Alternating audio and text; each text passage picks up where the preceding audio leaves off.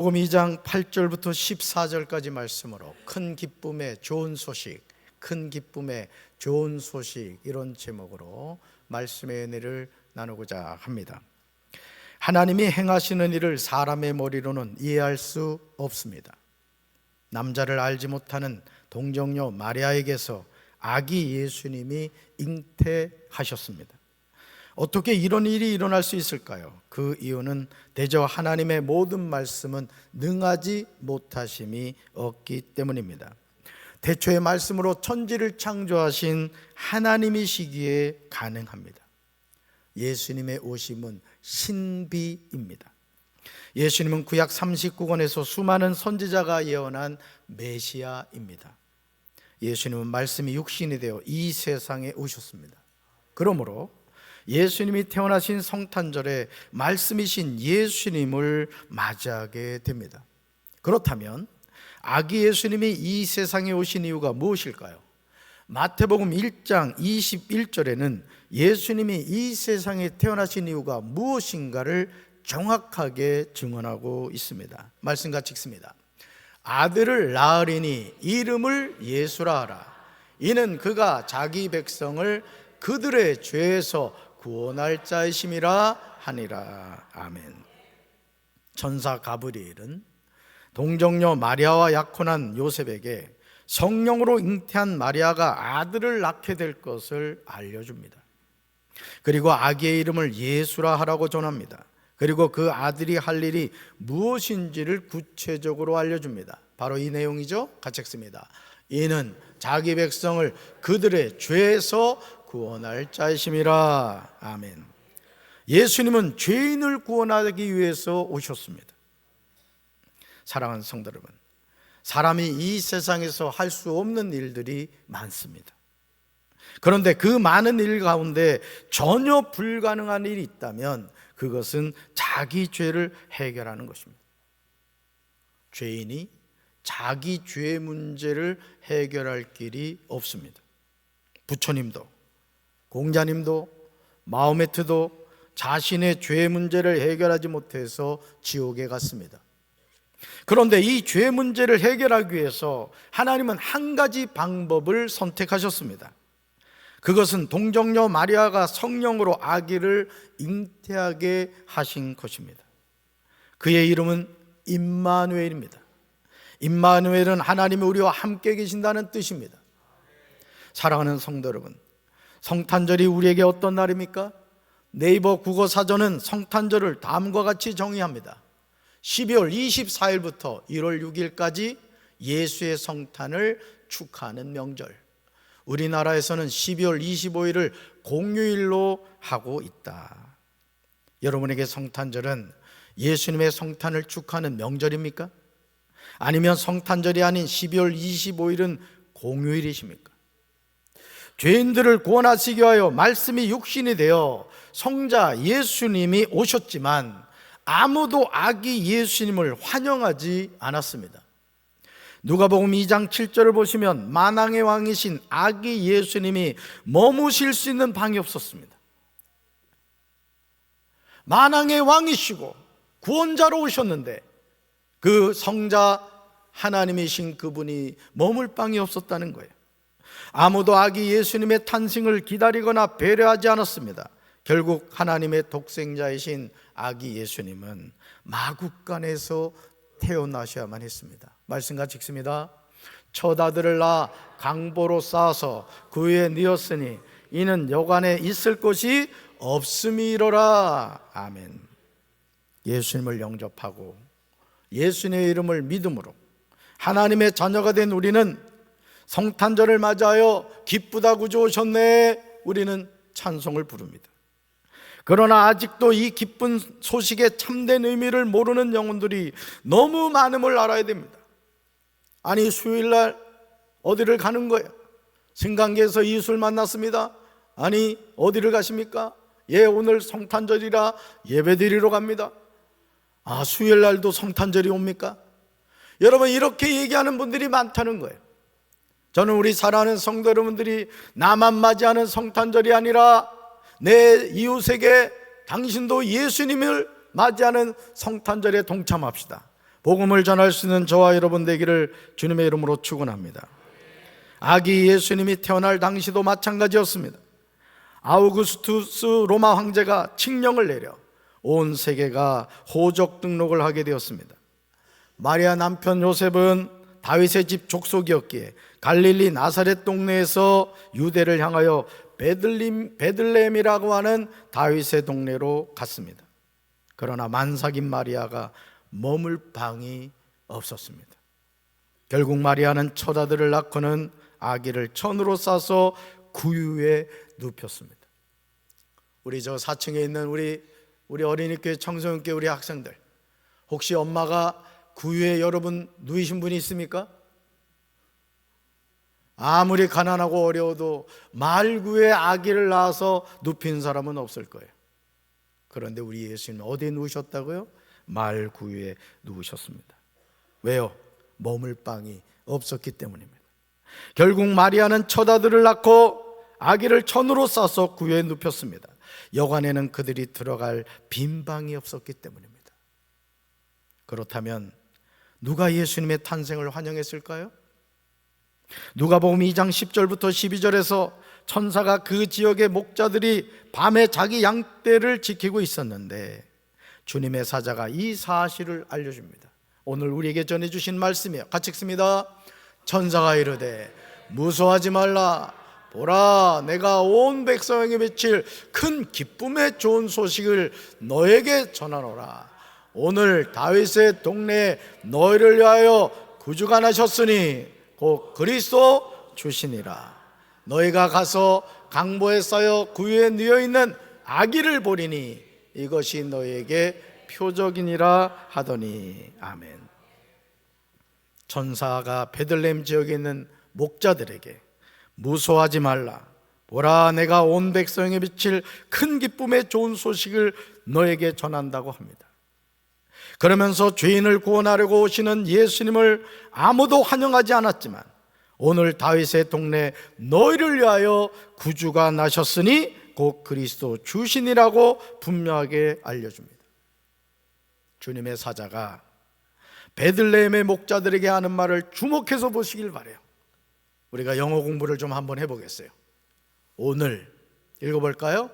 영어를 읽을 수 있는 분은 영어로 읽으셔도 됩니다. 한번 읽어볼까요? 오늘 다윗의 동네에 너희를 위하여 구주가 나셨으니 곧 그리스도 주시니라. 아멘. 한 번 더요. 오늘 다윗의 동네에 너희를 위하여 구주가 나셨으니 곧 그리스도 주시니라. 아멘. 천사가 목자들에게 하는 말 하나하나가 정말 중요합니다. 2024년 12월 25일 바로 오늘입니다. 어디에서 태어나셨습니까? 다윗의 동네입니다. 그런데 이 예언은 미가 5장 2절의 약속이 실제 이루어진 것입니다. 말씀 같이 읽습니다. 베들레헴 에브라다야, 너는 유다 족속 중에 작을지라도 이스라엘을 다스릴 자가 내게로 나올 것이라. 그의 근본은 상고의 영원에 있느니라. 아멘. 그렇다면 그 아기 예수님은 누구를 위하여 태어나셨습니까? 너희를 위하여 태어나셨다는 거예요. 그 너희에는 누가 들어가요? 내가 들어가는 거예요. 우리를 위하여 구주가 나셨습니다. 나를 위하여 구세주가 태어나신 줄로 믿습니다.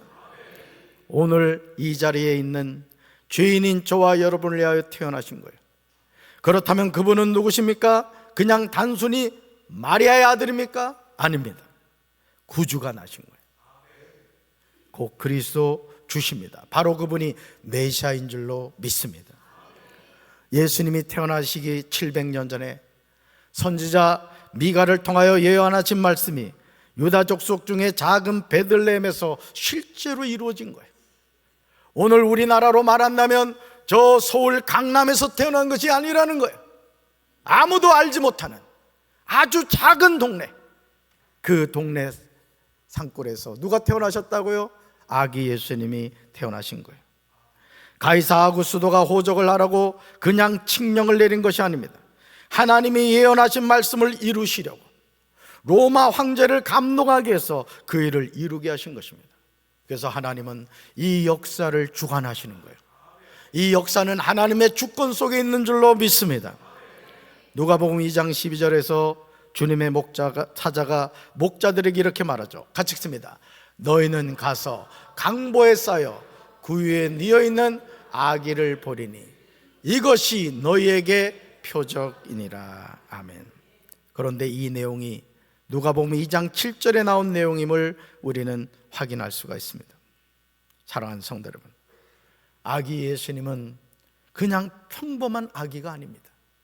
말씀이 육신이 되어 우리 가운데 오신 분입니다. 바로 그분이 구세주이신 줄로 믿습니다.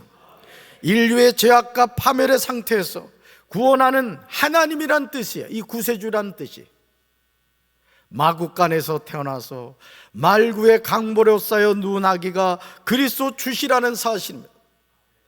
오늘도 우리가 이 세상을 살면서 여러분 기억하셔야 됩니다. 아기 예수님을 영접하고 받아들인다는 것 자체가 기적인 거예요. 여러분이 성탄절 이 자리에 앉아 하나님께 예배를 드리고 그 예수님이 나의 구원자가 되십니다. 나는 그 예수님을 통해 죄사함 받아 하나님의 자녀가 되었습니다. 이 고백을 할 수 있다는 것은요, 여러분 축복입니다. 아멘이십니까? 구세주이신 아기 예수님이 태어나셨지만 이 세상에서 아무도 환영하지 않았어요. 여관에 방이 없어 마구간에 태어나 말구에 누워야 하셨습니다. 모든 환경이 가장 초라했어요. 그러나 아버지 하나님은 아들의 탄생을 외면하지 않으셨어요. 누가복음 2장 13절과 14절을 보시면요, 놀라운 장면이 나옵니다. 갑자기 그 천사와 함께 하늘의 군대가 큰 무리를 이루며 나타나 하나님을 찬양하며 말했습니다. 오늘 이 세상이 회복해 하는 성탄절의 참된 의미예요. 이제 루돌프 사슴코를 찾고 산타크로스를 찾는 것이 아니라 아기 예수님을 찾아야 될 줄로 믿습니다. 성탄절의 주인공은 예수님이신 줄로 믿습니다. 그분이 우리의 구세주시며 그리스도 주님이시기 때문에 우리 말씀 같이 읽어볼까요? 지극히 높은 곳에서는 하나님께 영광이요 땅에서는 하나님의 은총을 입은 사람들에게 평화로다. 아멘. 그러므로 이제 우리는 우리 마음에 아기 예수님을 모실 빈방을 준비해야 돼요. 여러분 확인해 보세요. 내 마음에 아기 예수님을 모실 빈방이 있는지, 우리 가정에 아기 예수님을 모실 수 있는 빈방을 준비해야 됩니다. 우리 교회에 아기 예수님이 편히 씻을 수 있는 빈방을 준비해야 될 줄로 믿습니다. 세속에 물들어 있는 우리나라에 아기 예수님을 모실 빈방을 정성껏 준비해야 될 줄로 믿습니다.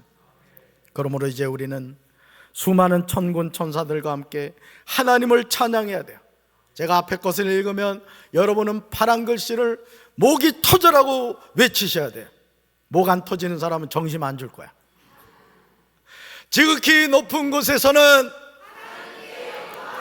땅에서는 하나님이 기뻐하신, 한 번 더요. 지극히 높은 곳에서는 땅에서는 하나님이 기뻐하신,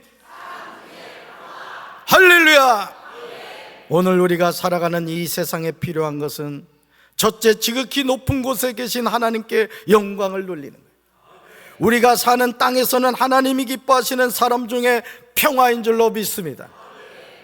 이것이 아기 예수님이 오신 성탄절에 우리가 회복해야 하는 성탄절의 참된 의미예요. 이제 서로 인사합시다. 좌우에 계신 분들과 정말 기쁜 마음으로 째려보지 말고 인상 쓰지 말고 가장 아름다운 모습으로 서로 좌우에 계신 분들과 우리 일어나서 인사합시다. 일어나세요. 자, 4층도요. 서로 인사합시다. 메리 크리스마스. 한 번 더요. 메리 크리스마스. 한 번 더요. 메리 크리스마스. 가슴에 손 얹겠습니다. 하나님 감사합니다. 우리 아기 예수님이 오신 날입니다. 2000년 전 유대 땅 베들레헴에 아기 예수님이 태어나셨지만 아기 예수님이 머물 수 있는 방이 없었습니다. 결국 마구간에서 마리아는 첫 아들 예수님을 낳아야 했고 아기를 누울 수 있는 장소가 없어서 말구에 아기 예수님을 누울 수밖에 없었습니다. 오늘도 이 세상은 예수님을 환영하지 않습니다. 예수님의 이름으로 기도하지도 않습니다. 온갖 잡신들의 이름으로 기도하고 있는 이 세상이 되고 말았습니다. 주님, 내 삶의 아기 예수님이 주인공이 되게 하옵소서. 우리 가정의 아기 예수님이 주인공이 되게 하옵소서. 우리 교회의 인본주의가 사라지게 하시고 아기 예수님이 주인공이 되게 하옵소서. 우리 조국 대한민국의 아기 예수님이 주인공이 되게 하여 주옵소서. 이 지구촌의 전쟁이 끝나게 하시고 아기 예수님이 주인공이 되게 하옵소서. 이 우주 모든 공간에 아기 예수님이 주인공이 되게 하옵소서. 이 성탄에 오신 예수 그리스도로 간절히 기도합니다. 아멘.